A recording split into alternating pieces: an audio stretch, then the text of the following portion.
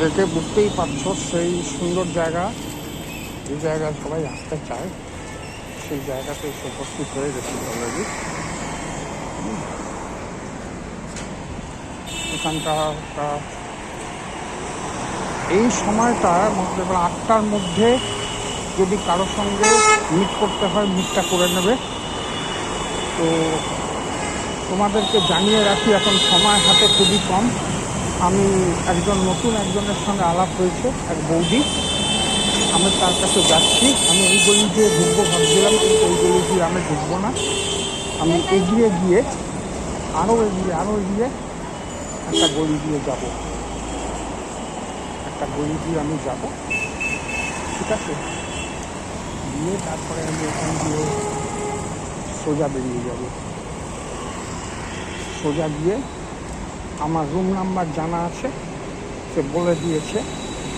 আমি নেপালি বিল্ডিং এর কাছে জানি, ওটা নেপালি বিল্ডিংয়ে আমি না গিয়ে তার আগেই ঢুকে যাব।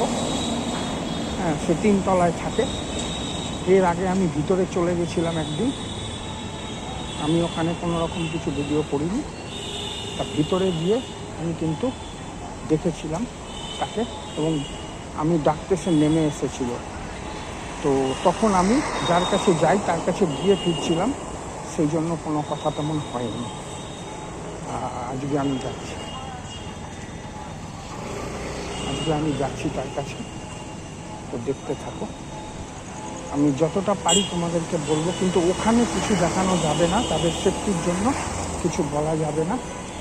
বুঝতেই পারছো আমি কোন জায়গায় চলে এসেছি। সেফটির জন্য এটা কিছু বলা যাবে না, কিছু না, ঠিক আছে? যাই হোক,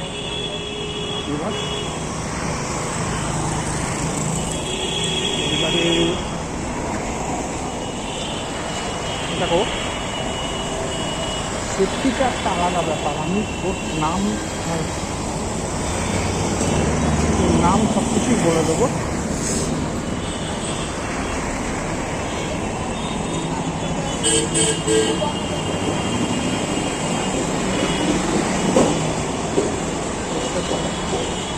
আমি একটা ফুটপাথের মধ্যে এসে গেছি। এখান থেকে দেখো জায়গাটা রঙের রঙিন হয়ে গেছে। একটু পরে আর মিনিট 10 কি তারও কম, 10 মিনিটের কম সময়ের মধ্যে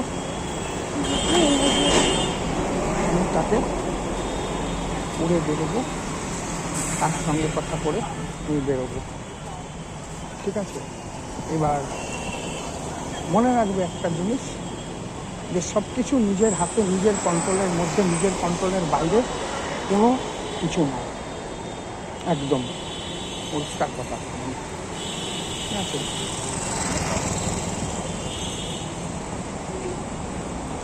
তো যাই হোক,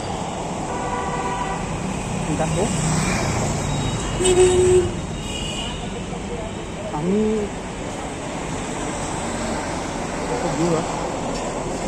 এই দিকটা দিয়ে আমি এখন চলে যাব, আবার যাবো ওদিকে। আমার মনে হয়, আশা করি। তো যাই হোক, একটু পরে আবার কথা হবে। ভালো থেকো সবাই।